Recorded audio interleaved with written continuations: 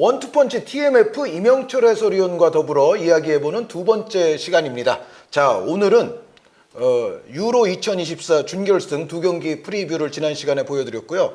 오늘 이어서 얘기할 내용은 유럽에서만 중요한 축구를 하는 건 아니기 때문에 중요한 축구가 열리고 있는 곳은 대한민국도 있고 지금 남미도 있지 않습니까? 남미라고 하면은 북중미에서 이번엔 화나겠네요. 네. 이번엔 북미, 중미, 남미가 다 같이 하는 코파 아메리카가 지금 펼쳐지고 있는데 일단 K리그 팬들에게 정말 관심이 깊었던 경기, 물론 K리그 팬분들은 자기 팀 경기가 가장 관심이 깊겠지만 전반적으로 봤을 때는 대전과 전북의 바로 얼마 전에 끝난 경기가 상당한 관심을 모았던 건 틀림이 없어요. 네. 두 팀은 어떻게 보면 진짜 꼴찌에서 좀 멀어져야 되는 사명을 가진 대전, 그리고 탈꼴찌를 해야 되는 사명을 가진 전북, 이 맞대결이었는데 전북이 두 골 먼저 넣고 대전이 두 골을 또 따라가면서 근데 분위기는 사실은 대전이 잘하면 역전도 할 수 있지 않을까라는 분위기가 있었는데 어쨌든 2대2 무승부로 귀결이 됨으로써 순위는 그냥 유지가 됐습니다. 그쵸. 네, 어떻게 보면 두 팀 모두에게 좀 조금 그래도 굳이 말하자면 순위가 그래도 원래 대전이 높았기 때문에 그 차이가 그대로 유지가 된 거는 약간은 그래도 대전 입장에서 좀 다행스러운 면은 있는 거는 같은데 전체적인 또 흐름으로 보면 제 느낌에는 대전이 이길 것 같기도 했었기 때문에 대전도 좀 시원섭섭하고 전북은 여기서는 진짜 탈꼴찌 했어야 되고 또 김두현 감독 승리도 했어야 되는데 그걸 못했기 때문에 전북은 좀 약간 또 좌절스러운 결과가 나왔고 이런 상황인데 이 K리그 올 시즌 또 해설을 하고 계시고 누구보다도 K리그 팀들에 대해 관심이 많으신 임 의원님과 더불어서 이 대전 전북전에 관한 말씀을 드려볼까 하는데요. 일단 그 전북이 어쨌든 두 골 앞서가는 데는 일단 성공을 했던 경기 흐름이었어요. 그때까지 전북이 좀 잘 된 거는 뭔가요, 그러면?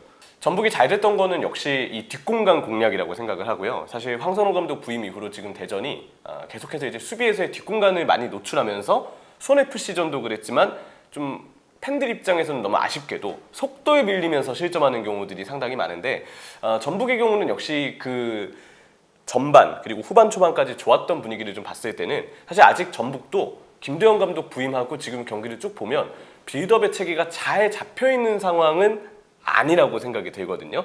다만 이제 전북이 그래도 일단은 송민규나 전병관처럼 공격진에서의 선수들의 능력이 좀 우수한 부분이 있고 그리고 티아고 선수가 최근에 연속골을 넣으면서 확실히 전보다는 자신감이 좀 갖춰진 느낌이에요. 네. 그리고 이 티아고 선수가 대전 하나 시티즌 시절 때도 보여줬던 것처럼 순간순간 박스에서의 번뜩이는 위치 선정으로 골 냄새를 맡는 그 감각, 그게 저는 이번에도 잘 보여줬다고 보거든요. 여러모로 지금 이 전북이 그래도 대전을 상대했을 때 긍정적으로 보여줬던 부분에 대해서는 역시 선수들이 그래도 뒷공간 공략에 있어서 각자가 가지고 있는 속도, 번뜩이는 움직임, 그리고 마무리 능력을 보여준 부분이 있었다라고 좀 생각을 했고요. 사실 이제 김두현 감독의 이 전북이 아직까지 빌드업 대응이 조금 불안해 보인다, 아직까지 완성되지 않은 것 같다라고 말씀드렸던 이유는 전체적으로 여전히 선수들 간의 간격이 너무 먼 느낌이 있어요. 선수들이 좀 넓게 서 있다 보니까 볼을 가지고 있는 수비진이 미드필더 쪽으로 볼을 주려고 해도 당장 허리 쪽의 숫자가 적기 때문에 상대가 미드필더 숫자를 갖추고 있으면 그대로 전북의 공격이 측면 아니면 롱볼로 좀 한정되는 감이 있거든요. 근데 이 경기에서 분명 좋았던 시간대에는 그 다이렉트한 좀 넓은 간격의 덕을 좀 본 부분이 있다고 생각을 합니다. 왜냐하면 선수들의 간격이 넓게 벌어져 있다는 것은 그만큼 전방으로 선수들이 넓게 배치가 되면서 롱볼을 보냈을 때 속도감 있는 공격을 그래도 좀 할 수 있다는 것을 뜻하게 되긴 하는데 전북이 분명 이 구조를 매 경기 가져가면 그거는 문제가 있겠지만 적어도 이 경기에 골을 만들어내는 과정을 보면 그러한 다이렉트한 연결이 어느 정도 대전 수비의 불안점을 공략하기는 했다. 그 원동력이 되었다는 점에서 이런 형태가 무조건 단점만 있지는 않았다. 장점을 그래도 끄집어낸 경기였다라고는 이야기를 드릴 수 있겠습니다. 네, 그런데 이제 상대 뒷공간을 이제 개인 능력 있는 선수들을 활용해서 공격한 건 좋았는데 전반적으로는 그럼에도 불구하고 전북이 예전 전북의 어떤 위용에 비해서는 약간은 좀 소극적이랄지 좀 그런 경기 내용을 풍기지 않았었나요? 아무래도 그렇죠. 네, 앞서는 그 흐름까지도. 왜냐하면 지금 팀 자체가 제가 볼 때는 전북이 인천전도 2대0으로 이기고 있다가 따라잡혔고 최근 들어서는 계속 뭔가 선제골을 넣더라도 따라잡히거나 역전을 당하면서 그대로 마지막 시간대를 그냥 상대한테 허용하고 헌납하는 경우들이 많거든요. 그러니까 아무래도 그 실점이 많다 보니까는 조금 움츠러들 수밖에 없다. 그렇죠. 예, 예. 그리고 제 생각에는 아마 지금 팀 내부적으로도 마지막 시간대 선수들의 체력이 유지되지 않는 것, 마지막 시간대 말씀해 준 것처럼 실점이 많은 것, 그에 대한 우려점이 되게 클 거예요. 그러다 보니까 압박을 나가려고 해도 뭔가 이후 시간대에 대한 어떤 관리, 대비가 확실히 되지 않는 부분에 대해서 염려되는 부분이 있다 보니까 뭔가 확실한 모험수를 두자니 그 부분도 좀 문제가 있고, 그렇다고 해서 뭔가 내려서는 축구를 하자니 그 내려서는 축구를 했을 때 지금 전북의 수비진이 사실 냉정히 본다면 리그 내에서 정말 안정적인 수비진이라 꼽기에는 무리가 좀 있거든요. 여전히 수비진 자체가 굉장히 불안한 편에 속하는 전북이기 때문에 내려서면 내려서는 대로 위기를 그대로 내줄 가능성이 커서 그 자체로 불안하고, 올라가서 압박을 하자니 저는 아직 전북 벤치 쪽에서 선수들의 체력이 떨어진 상황, 그리고 마지막 마지막 시간대의 경기를 어떻게 운영해야 되는지에 대한 어떤 그 방안이 잘 마련되어 있지 않다라고 생각이 들어요.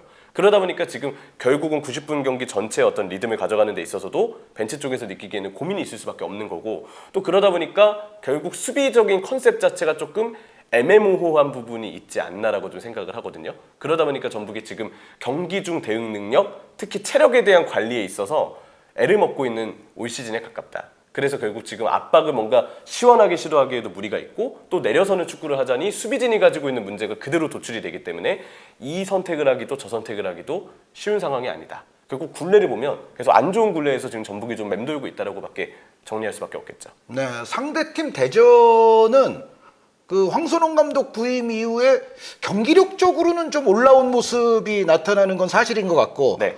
다만 이제 대전 역시도 수비를 섰을 때 약간 좀 느슨함이랄지 이런 부분들이 좀 노출이 되면서 또 실점을 하곤 하지만은 전체적으로 보면은 특히 공격할 때의 경기력은 좀 올라온 게 맞지 않나요, 대전? 그렇죠. 예, 예. 네. 근데 아마 팬분들은 전반전 경기력은 상당히 좀 답답함이 크셨을 거예요. 전반전은? 네. 예, 예, 왜냐면 그 전반전 백스리를 기준으로 했을 때 3-1-4-2 아니면 그 이후에는 사실 거의 대부분 3-2-4-1을 썼는데, 네. 시작할 때는 3-1-4-2에 저는 가깝다고 봤거든요. 근데 이 문제가 빌드업 대응에 있어서 중앙 쪽의 숫자가 굉장히 부족해 보일 때가 많았어요. 이거는 미드필더 한 명을 내려서 3-2-4-1을 만든 뒤에도 그런데도 여전히 미드필더 숫자가 좀 적다라고 느꼈거든요. 일단은 기본적으로는 주세종과 이순민 선수가 3-2-4의 대응에서는 아래쪽으로 내려오되, 상황에 따라서는 사실 이순민 선수가 올라갈 때도 있잖아요. 그럴 때는 뭐 아무래도 전진된 위치에 있었던 배서준 선수가 간간히 내려와서 받아주는 역할을 하긴 했는데, 문제는 그럴 때도 보면 미드필더와 그 윗선의 선수들, 그리고 수비 쪽과 미드필더의 선수들, 대전 역시도 간격이 너무 멀었어요. 그러다 보니까 중앙으로 뭔가 볼을 줄 수 있는 어떤 시도 자체가 적었고, 중앙 자체가 활용이 안 되면서 흔히 이야기하는 측면에만 공이 좀 맴도는 그런 문제점이 대전에게도 나타났다고 생각을 하거든요. 백스리를 썼을 때의 경기력은 대전 팬분들이 보셨을 때 특히 전반전과 후반전 초반은 굉장히 좀 지지부진한 편에 가깝지 않았나. 그런 가운데 전북이 볼 뺐으면 바로 전방에 있는 선수들을 향해서 다이렉트로 볼을 많이 보냈는데, 그때 속도감 있게 전개가 이루어지면서 대전은 볼 뺏기고 라인 올라가 있는데 숫자는 적은데 갑자기 볼을 뺏겼다. 그리고 역습을 허용하니까 자연스럽게 뒷공간에 노출이 되잖아요. 네, 오히려 3백의 약점이 더 노출이 되는 거죠. 그러면서 네. 전북이 결국은 재미를 보았던 후반전 초반까지의 상황이라고 봤는데요. 근데 경기 분위기를 바꾼 키 플레이어들이 대전에 벤치에 있었습니다. 네. 일단 미드필더의 김준범, 그리고 윤도영. 그리고 이번 여름 이적 시장을 통해서 데려왔던 김문환 선수까지. 네, 윤도영 선수는 배준호 선수 후계자인 것 같아요. 네, 느낌이. 충분한 것 같아요. 네, 네. 네, 이번 경기에서도 뭐 세트피스, 킥이면 킥, 일단 저돌적인 돌파, 페널티킥을 결국 얻어내서 대전에게 아주 중요했던 그 추격골의 발판을 좀 마련을 해줬잖아요. 그리고 김문환 선수에 대해서도 저는 상당히 좀 놀랐는데, 오른쪽 풀백으로 나와서 계속 이제 전진을 활발하게 해주면서 오른쪽에 폭을 벌려주는 역할. 그러면서 윤도영 선수도 자연스럽게 안쪽으로 좁혀질 수 있게끔 뭔가 상황을 잘 만들어줬는데, 윤도영, 김문환, 그리고 활동량 많은 김준범까지 백4 체제에서 이제 대전이 뭔가 선수들의 구성원을 바꾸고 조금 더 주도적으로 선수들이 위쪽으로 올라가는 축구가 되면서 자연스럽게 경기에 대한 주도력을 대전이 마음껏 가져왔다라고 생각을 하고요. 백4가 되고 윤도영, 김문환, 김준범의 어떤 이 경기 영향력이 늘어나면서 자연스럽게 이전보다 이순민 선수의 폼도 많이 올라오더라고요. 네. 그 뒤에는 이순민 선수도 다소 아쉬웠던 전반전 경기력과 다르게 상당히 잘했어요. 네. 후반전에는 쓸어 담아주고 예, 굉장히 투지 넘치는 모습을 보여주면서 팬분들에게도 합격점을 받았을 거라고 생각을 하거든요. 그러니까 그 강윤성 선수, 김문환 선수가 양쪽 풀백 서면서 네. 그 포백으로 구조를 바꾼 게 또 대전 팬들이 보셨을 때는 아마 결정적인 요인 중에 하나가 아닐까 생각이 되는데 그러면은 대전이 애초에 포백 나오는 게 나은 거 아니에요? 제가 보기에도 이 정도면 오히려 백포가 낫지 않을까 싶긴 했었어요. 왜냐하면 실점할 때도 사실 백스리가 가지고 있는 구조적인 문제점이 분명 원인이 된 부분이 있었거든요. 오히려 백포에서의 팀에서 느꼈을 때 수비 조직력이 어떻게 보고 있는지는 물론 변수가 좀 있겠지만 제가 생각하기에는 오히려 백포 체제에서 조금 더 이 방금도 말씀해주신 윤도영 선수를 활용한 조금 더 이 다이렉트한 공격들, 조금 더 그 숫자가 갖춰진 상태에서의 공격이 낫지 않나라고 느끼게 되는 부분들이 있더라고요. 네. 근데 이제 아마도 백스리를 백포보다 좀 더 우선시하는 이유는 나름의 아마 고충은 대전도 있기는 있을 겁니다. 네, 예를 백포가 아마 들어, 완성이 안 된 거겠죠. 네, 예를 들어 그리고 또 미드필드 숫자가 조금 더 부족해 보인다든가, 네, 백포를 쓰려면은 미드필드가 조금 더 충분하다고 느낄 때 네. 아마 백포가 되지 않을까 싶은데 이제 그렇다 보니까는 그러면은 미드필드가 부족하면 차라리 뒤쪽에 숫자를 더 두자 이래서 또 3백이 나올 가능성도 있기는 한데 뭐 정확한 사정은 뭐 대전 팬분들이 네. 더 잘 아시겠습니다만 어찌됐건 경기력 자체는 4백일 때가 확연히 나아 보였던 건 맞아요. 적어도 이 경기에서는. 그렇죠. 예, 그리고 예. 만약에 백포가 아닌 백스리를 구조적으로 바꿀 수 없다 하더라도 선수 선발 선택은 조금 변화가 필요하지 않나라는 생각이 들었거든요. 왜냐면 이 경기는 분명 전반과 후반의 경기력 차이가 너무나도 현저하게 크게 벌어졌기 때문에 후반전의 멤버들이 조금 더 주전으로 쓸 만한 상황이 아닌가라고 좀 생각을 했습니다. 그리고 이 시간대 대전이 잘한 부분에 있어서는 전북의 체력 저하도 짚어볼 만한 문제이긴 했었다. 전북이 이제 아무래도 다이렉트한 축구를 사실 시도하는 팀이다 보니까 더더욱 선수들이 먼 거리를 뛰면서 체력 저하가 올 수밖에 없는데 이후에 뭐 안현범 선수를 넣어서 뒷공간에 대한 속도를 더 가져가고자 노력을 하기도 했지만 전반적으로 전북은 원래도 후반 막판에 체력 저하가 올 시즌 좀 많이 따라오고 있고 게다가 여기에 그 앞서 말씀드렸던 다이렉트한 축구의 그 스타일 때문에 보다 더 지금 전북은 체력 저하가 경기 중에 쉽게 따라올 수밖에 없는 팀이 됐다. 이런 문제점을 지금 확실히 잡고 가지 못하기 때문에 압박 전술을 확실히 선택하기에도 무리가 있고 내려서는 축구를 확실히 선택하기에도 무리가 있는 상황. 뭐 이렇게 지금 진단할 수 있지 않을까 좀 생각을 했습니다. 네. 그런데 특히 이 경기에서 전북이 이제 두 골을 결국 실점하고 승리를 가져오지 못했는데 네.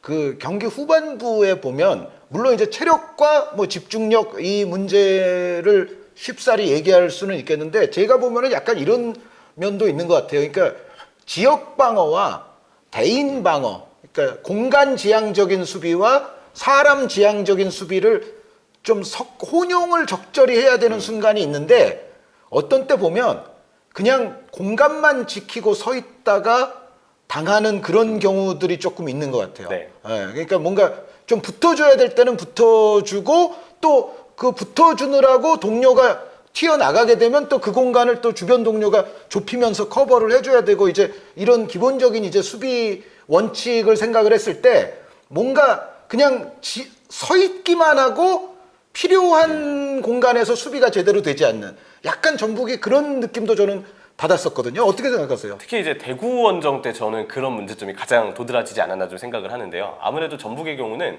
그래도 수비 구성원이 저는 일부 바뀌었을 때는 지금보다는 확실히 더 나아질 거라고 좀 보긴 하거든요. 네. 일단 이번 경기에서 그래도 홍정호 선수가 정말 오랜만에 복귀가 됐고 박진섭 선수는 이제 군사훈련 이후에 교체 출전을 하게 됐는데 박진섭과 홍정호가 갖춰져 있을 때 전북의 후방 구조는 말씀해 주셨던 문제점을 그래도 이 베테랑들의 리딩을 통해서 어느 정도는 보완을 할 수 있지 않을까. 지금 당장 어쨌든 수비진에서는 이렇게 좀 잘해줄 수 있는 선수들의 얼굴이 추가적으로 더 필요한 게 사실이었잖아요. 홍정호 선수의 복귀나 박진섭 선수가 그래도 후반기 경기를 주장으로서 뛸 수 있다는 점에 대해서는 전북으로서는 그래도 좀 다행스러운 요소가 아닐까 좀 생각을 합니다. 네, 그 전북은 그 송민규 선수가 아주 멋진 골을 넣기도 했는데 그 막판에 마사 선수와의 경합에서는 좀 당한 면도 없지 않아 있거든요. 네. 그래서 그런 부분들이 또 전북 팬들이 봤을 때는 좀 뼈 아프지 않았을까라는 생각도 있는데요. 전체적으로 전북 어떻게 해야 살아날 수 있다. 뭐 대전보다는 오히려 지금 전북이 문제가 더 많은 것처럼 느껴지기 때문에 네. 그 말씀 한 줄만 또 해주시죠. 글쎄요. 아무래도 이제 사실 어떤 전술을 쓰건 간에 수비 자체는 분명 지금 전북이 숫자도 사실 수비수 숫자가 굉장히 부족하고 많이 불안한 편입니다. 수비 쪽에 대해서는 분명 새로운 얼굴이 필요하다라고 팬분들도 많이 느끼시지 않을까 좀 싶은데 페트라색처럼 스쿼드 자리를 지키고 있었지만 아예 뛰지 않았던 선수들이 전반기 때 수비진의 한 자리를 스쿼드의 한 자리를 어쨌든 차지하고 있었잖아요. 이런 상황이 후반기 때 되풀이되어서는 안 된다. 분명 조금 더 팀에 어떤 새로운 옵션을 제공해 줄 수 있는 수비진의 새로운 얼굴은 좀 필요하지 않을까라고 좀 생각을 하고요. 두 번째는 저는 이거 약간 이렇게 이야기를 하고 싶은데 사실 팀 내부 상황을 알 수 없기 때문에 선수들의 체력이 90분 체력을 뛸 수 있는 게 얼마나 완성되어 있는지는 뭐 저희로서는 사실 추정을 하는 거지 확실하게 알 수는 없는 거죠. 팀 내부적인 판단이 제일 중요할 겁니다. 근데 체력적인 상황이 어찌되었건 그리고 그게 정말 감독과 코칭 스태프에게 어떠한 어려움을 주건 간에 마지막 시간대 교체 운용에 대해서는 지금보다 조금 더 많은 생각이 필요할 것 같아요. 조금 더 지쳐있는 선수들을 누구를 빼줄지에 대해서 그리고 어떤 선수와의 교체를 통해서 마지막에도 기동력을 유지하는 부분에 대해서 마지막 시간대 경기 운영은 제가 볼 때는 분명 굉장히 아쉬운 부분들이 많거든요. 그 부분에 대한 문제를 적어도 지금 벤치 쪽에서도 어느 정도는 좀 더 보완된 판단이 필요하다라고 느끼는데 그런 부분에 대한 어떤 의견을 좀 조심스럽게 제시하고 싶습니다. 네, 경기 후반에 용병술에도 조금 더 신경을 써야 되겠다라는 말씀을 해주셨고, 자 이제는 그 미주 대륙의 축구로 한번 넘어가서 네. 정말 관심을 끌었던 빅매치였어요. 뭐 유로에도 빅매치가 많지만 이 브라질 대 우루과이의 대결은 뭐 엄청난 빅매치 아닙니까? 축구 역사로 보더라도. 근데 브라질이 탈락했습니다. 그렇죠. 네, 그 뭐 총평을 하신다면 어떻게 보셨습니까? 이변이 아니라고 생각하고요. 아 그렇죠. 이번에 비엘사의 네. 우루과이는 애초부터 엄청난 다크호스이자 우승 후보 가운데 한 팀이라고 해도 과언이 아니었죠. 실제로 뭐 아직 이 분위기가 좀 낯설게 느껴지실 수 있겠지만 이미 월드컵 예선 때 우루과이가 브라질을 잡아냈고 네네. 전반적인 분위기를 봤을 때 이 경기에서는 거의 대부분 사실 우루과이가 쉽게 올라갈 거라는 예측까지도 많이 하셨어요. 아 비니시우스 없는 또 브라질이었죠? 그렇죠. 네, 네. 예, 비니시우스 없는 브라질은 아무래도 공격진 개개인의 능력 자체, 어떤 번뜩임 자체에서 굉장히 많은 손실이 있을 수밖에 없기 때문에 이 경기 자체는 우루과이가 분명 보다 더 많은 기회를 만들고 팀 전환 속도와 에너지가 워낙 빠른 팀이기 때문에 분명 더 좋은 경기를 펼칠 것이라는 예상이 많았죠. 근데 저는 생각보다 브라질이 잘 버텼다고 생각하고 오히려 네. 그게 이제 전반전 내용을 봤을 때 두 팀 다 전환이 상당히 빨랐거든요. 물론 경기 주도 자체는 우루과이가 조금 더 많이 했고 기회 자체를 좀 더 많이 만들긴 했는데 브라질 역시도 마르키뉴스와 밀리탕의 수비를 통해서 누네스를 포함한 우루과이의 공격진을 그래도 최종적으로는 중요할 때마다 잘 막아내긴 했었어요. 다만 이제 브라질이 아무래도 그런 상황에서 전환할 수 있는 팀의 능력과 어떤 속도가 이전보다 많이 떨어졌기 때문에 브라질이 조금 더 주도적인 경기를 하지는 못했지만 그래도 수비적으로 전반에 잘 버텨내는 데는 수비진이 꽤 일조한 부분이 있었다라고 좀 생각을 했고요.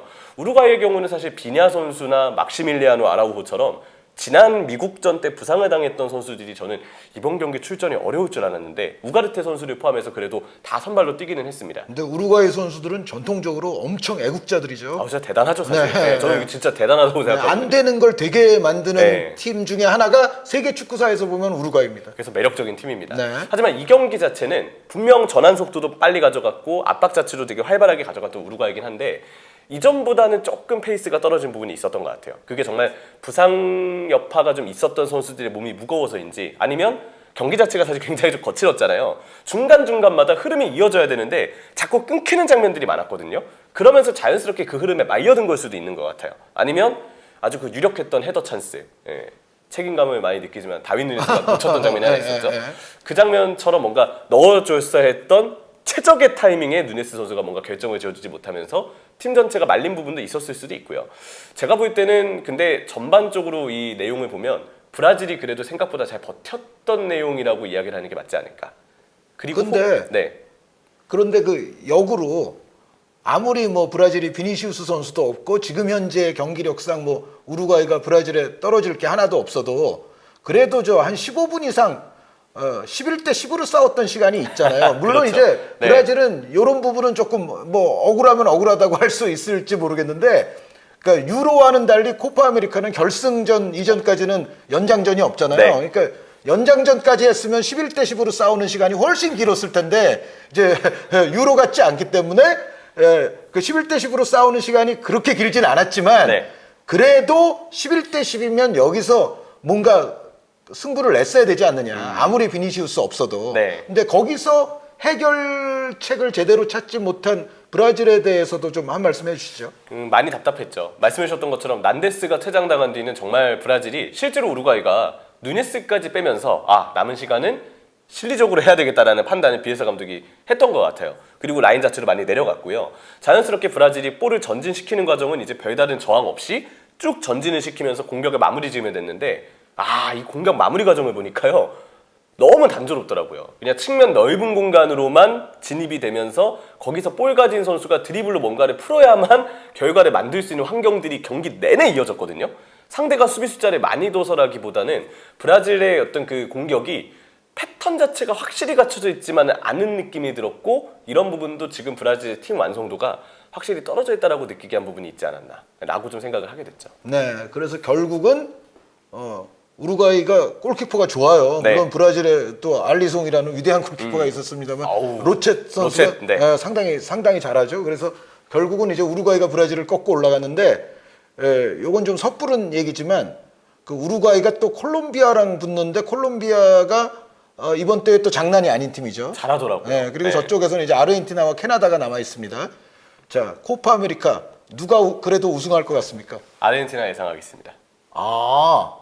그러니까 브라질, 우루과이, 콜롬비아 이쪽에서 혈투를 벌이고 올라가서 결국 아르헨티나에게 진다. 네, 이게 콜롬비아랑 우루과이가 붙잖아요. 이 준결승이 제가 볼 때 코파아메리카에서 가장 재밌고 가장 짜릿하고 뭔가 가장 격분의 여러 가지 상황들이 벌어질 것 같은 변수가 많은 경기라고 생각을 하는데 그리고 올라간 팀이 아르헨티나에게 진다고요? 캐나다는 아르헨티나에게는 안 되는 거죠.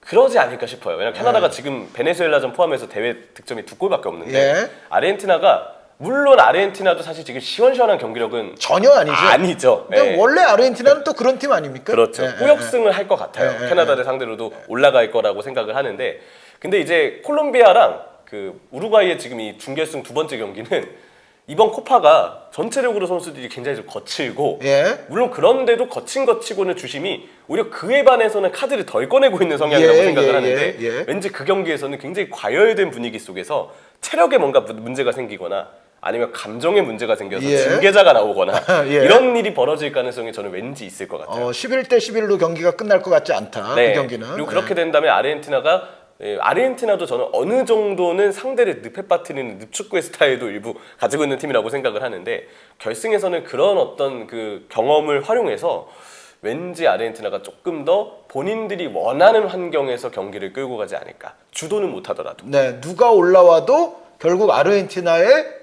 꾸역꾸역 우승이 예상이 된다라고 이명철 해설위원께서는 말씀하셨어요. 자, 그럼 콜롬비아, 우루과이는 누가 올라갈 것 같아요? 그거 한 줄로. 사실 우루과이만큼 찍어보세요. 사실 조심스러운 게 콜롬비아를 우루과이만큼 지금 경기를 많이 보진 못했어요. 왜냐면 이제 유로도 있고. 그럼 우루과이 지지하세요. 우루과이 지지해야 될까요? 누네스 선수도 있고. 누네스가 있기에 콜롬비아를 지지하겠습니다. 콜롬비아에는 디아스 선수가 있네요. 루이스 디아스가 있죠. 이번 대회를 보면 오히려 루이스 디아스가 좀 더 꾸준한 것 같고 누네스가 미국전도 그렇고 이번 브라질전도 그렇고 다시 약간 원래 누네스로 돌아가는 느낌이거든요.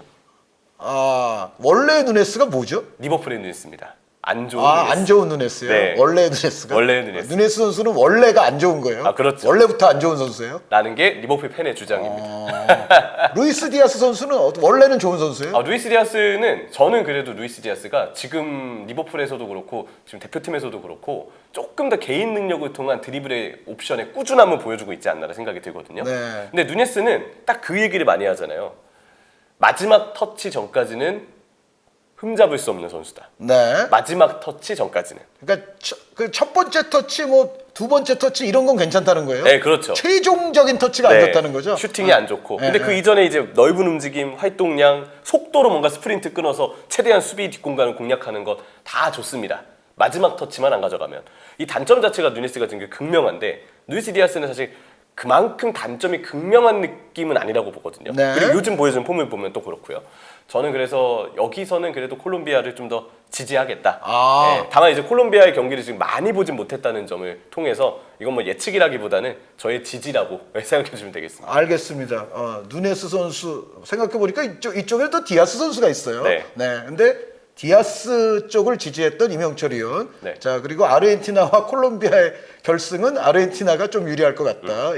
이로써 이제 이명철 해설위원과 코파 아메리카 특히 우루과이 브라질전을 중심으로 이야기를 나눠봤는데요. 대전과 전북의 경기 그리고 우루과이와 브라질의 경기 세계 곳곳에서 펼쳐지는 빅매치에 대해서 또 이명철 해설위원과 더불어 이야기를 나눠봤습니다. 저희는 다음 시간에 또 흥미로운 주제를 가지고서 찾아뵙도록 하겠습니다. 여러분 대단히 감사합니다.